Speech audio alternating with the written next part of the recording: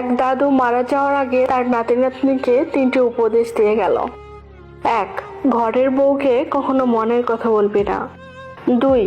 বাড়ির সামনে কখনো বড়ইয়ের গাছ লাগাবি না। 3. পুলিশের সাথে কখনো বন্ধুত্ব করবি না। দাদা মারা যাওয়ার পর নাতির মাথায় সারাক্ষণ একটাই চিন্তা, দাদা কেন এই কাজগুলো করতে নিষেধ করে গেল। নাতির মনে একটা সময় জেদ চেপে বসলো, দাদার নিষেধ করা কাজগুলো সে করবে এবং দেখবে কি ঘটে। যেই কথা সেই কাজ। সে সর্বপ্রথম একজন পুলিশের সাথে ইনিয়ে মিলিয়ে বন্ধুত্ব করলো।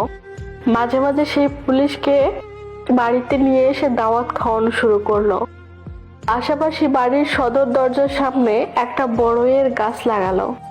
বাকি থাকলো বউয়ের কাছে মনের কথা বলা।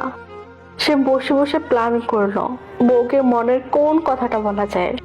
সে বাজারে গেল, 3টি ডাব কিনলো, 3টা গামছা কিনলো, তারপর দোকান থেকে কিছু লাল রং কিনলো। তারপর বাজার থেকে বাড়ি ফেরার পথে পুকুর ঘাটে বসে ডাবের উপর রং মেশালো। রং মেশানোর পর গামছা দিয়ে এমন ভাবে পেঁচিয়ে পেঁচিয়ে ফেললো যাতে দেখে মনে হয় গামছার ভিতরে মানুষের কাটা মাথা। তারপর দৌড়াতে দৌড়াতে বাড়িতে এসে বং ধরে বউকে বলল, আমি তো 3টা মানুষকে খুন করে ফেলেছি, তুমি এই কথা কাউকে বলবে না প্লিজ। তারপর স্বামী স্ত্রী দুজন মিলে একটা গর্ত করলো। সেই গর্তে 3টি ডাব পুঁতে রাখলো। তারপর অনেক দিন কেটে গেল, কোনো প্রকার সমস্যা হলো না। নাতি বসে বসে দাদার কথা ভাবছে আর হাসছে।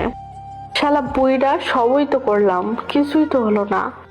সবকিছু ঠিকঠাক যাচ্ছিল, ব্যাপারটা এক সময় সে ভুলেই গেল। হঠাৎ একদিন বউয়ের সাথে তার প্রচুর ঝগড়া হলো। রেগে গিয়ে বলল, তোর গোপন কথা ফাঁস করে দেব, ওয়েট। বউ তখন তার স্বামীর পুলিশ বন্ধুকে ফোন করে বাড়িতে ডাকলো। পুলিশ আসার পর লোকটির বউ পুলিশকে গর্তের কাছে নিয়ে গেল। লোকটির বউ পুলিশকে গর্তের কাছে নিয়ে গিয়ে বলল, এখানে 3জন মানুষের মাথা আছে, আমার স্বামী তাদের খুন করেছে। গর্ত থেকে পুলিশ গামছা গোছানো 3টা মুন্ডু বের করে বলল। গামছা খুলে দেখা গেল 3টি ডাব।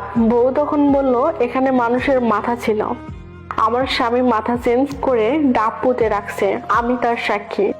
পুলিশ সঙ্গে সঙ্গে বলল, অ্যারেস্ট হিম।